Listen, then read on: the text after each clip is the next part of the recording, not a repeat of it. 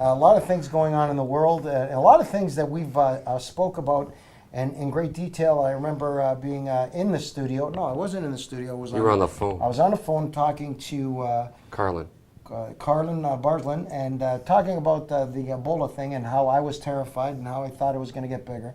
And he thought that I was scaremongering. Is that a proper term, scaremongering? Fear-mongering. Yeah, fear-mongering, and that he said there was no big deal. You have to, but now it is a big deal. And they're saying that it's mutating, that when it goes from one person to another person, it changes its behavior as a virus. I've always had a big fear of the single-cell virus destroys the multi-cell human body, and this virus is absolutely destructive. It takes no prisoners. And here's the thing. It's in a country where you're totally oblivious of what to do. I watched the news last night and I saw people dying in the street and people just walking by these people that are dying or ailing. And this, like, where's the city officials? Where's the World Health? Why are they not taking these people that are dying in the street, that are spreading this disease, and that and I believe it's much more bigger than being reported right now. I believe the numbers are being suppressed. I believe the numbers are extremely modest. They're fudging the numbers. And if they don't contain this, the worst war to mankind is not going to be man against man, which usually is the case with humanity. It's going to be virus against man. And I can guarantee you, man will lose. And everybody's fighting and doing ways here in North America and also in Europe to try to find a vaccine or something to neutralize this. But this is a serious situation. And also another serious situation that has just arisen is there's been 200 cases of a virus that feels like a common cold, but it becomes extremely aggressive and causes respiratory failure. It sounds like SARS, but they say it's not SARS. It's even worse than SARS. There's been 1 or 2 reported cases in Western Canada. There's been over 200 reported cases in the United States, and it's coming here. So it's here. But, like, what do we do? How do we protect ourselves? I think Billy said it best a month ago when we started talking about the Ebola. Shut down. They need to quarantine the countries. Yep, they need to quarantine all of West Africa. 100%. I know that's more easily said than done, but if in fact they don't want to face the facts, if they don't do it, then it's going to have the potential of spreading, and who knows if it will. But as long as that avenue is open, people will say, hey, we're not acting thoroughly enough, we're not doing enough. The one doctor in Liberia, they asked for some vaccination from Canada, and the World Health Organization were sending it. She died upon its arrival, but prior to that, she asked for transportation to Germany to be treated. The World Health Organization wouldn't do it. Now, do they not have the money? Did they not get billed? I think they did. I think they're terrified. I don't think Germany wanted her to land there. Yeah, maybe not. Maybe not. I don't think it's money.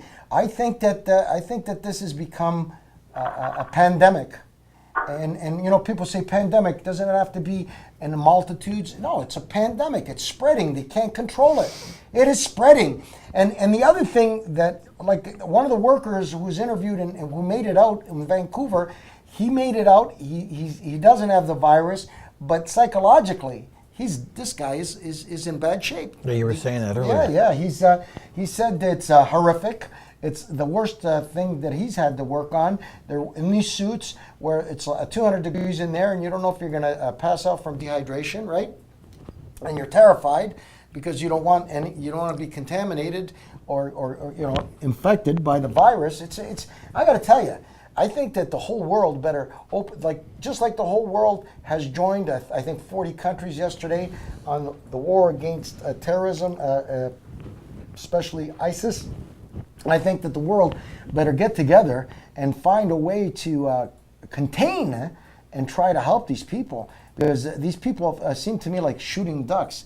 This really reminds me of the Hollywood movie Outbreak, I think the Hollywood movie Outbreak is very, very close to what's happening here, and it's scary. And I mean, you got to be an incredible human being to donate your time to go over there and try to help these people. You got to be one spectacular person, and they're dying.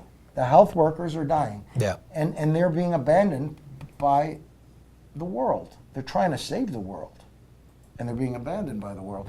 What do you think? What's your take on this? Well, I don't know. You got so many different problems in the world right now. We're talking about a health situation, and on another part of the world we have like anarchy based on people that want to kill with savage means. It's too many things to be processing at once. You just mentioned before, is it going to be man against man? Is it going to be man against nature? And you pick your spots. These people, yeah, I can understand why other countries of the world would want to, in fact, say, we sympathize, but we don't want this person coming in here. And in fact, I think it may have, the horse may already be out of the barn already. Yeah, anyway. but build a lab down there. They don't have any facility. You know, we live in a world of very, very, very sophisticated technology. It doesn't take much to go down a little bit farther out from, you know, where all of this is taking place, and build a lab, and send the people and put the facilities in place. These people are human beings because it's happening in West Africa. It's not an important issue. If it was happening in Europe, you'd see everybody jump. If it was happening in North America, I'm telling you. But it isn't. That's the thing. I don't know. And how do you quarantine a continent? How do you do that? You shut the airports. You shut. Perry, in fairness, and pardon me for interrupting, but you don't allow them to leave the country. They can't leave the country. And that's a very, very stiff penalty.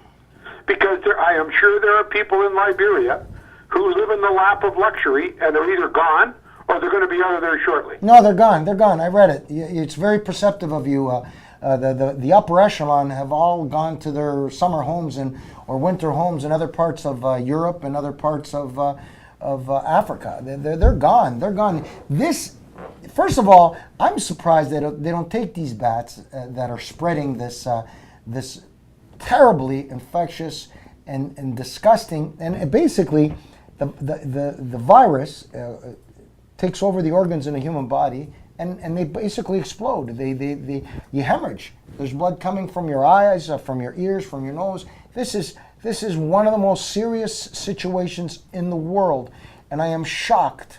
I am totally shocked that we're still at a fucking stage where nobody knows what anybody's going to do about this. Well, this disease has been, what, 30, 35 years now? It's been over 50 years, 50 years since its first, since they first discovered this virus, or they gave it a name. And obviously no cure, and it's kind of been, I guess, segregated to a certain area of Africa. Well, it comes and goes. It comes and goes. But in that area. But now we're seeing it outside. I read, and I could be wrong, and our crack producers, I read that it has been seen before in South America, in the rainforest. Yeah, there's a certain environment that cultivates its growth, I'm sure, Frank. And you know, and they say that these bats that are carriers of this virus are immune to the disease. It doesn't affect them. And it's just like syphilis and gonorrhea.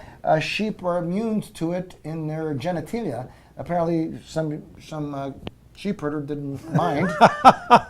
We're talking 400 cases, according to the World Health Organization, in the last 5 days. And their quote from the UN that they know about. You're right. They know about. And the quote is, exponential increase will require exceptional response.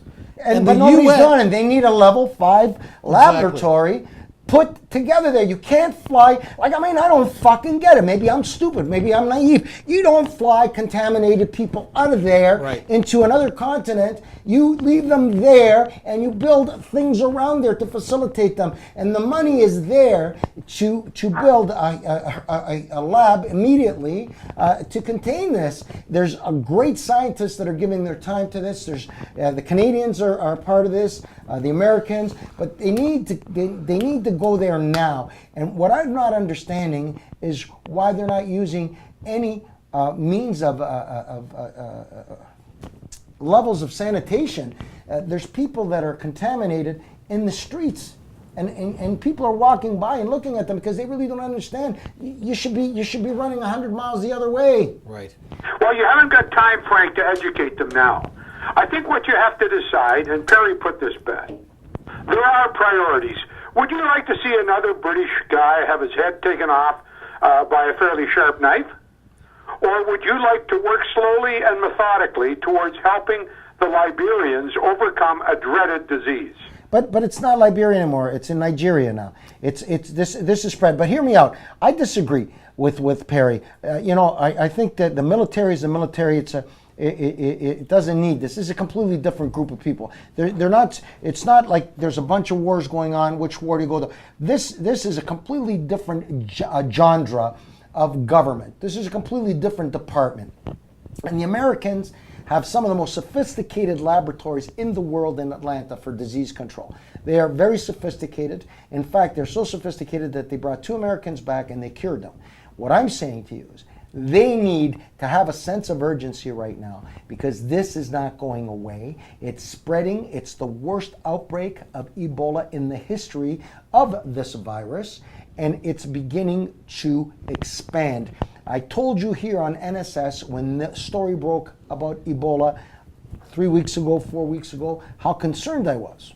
And Carlin said that I was fear-mongering. I was not fear-mongering. I'm terrified because I've read the book where the single-cell virus wipes mankind out. It makes sense. We're still, no matter how powerful, how strong you are, a common cold knocks the shit out of you, right? And this thing is serious. This virus mutates. It changes its character.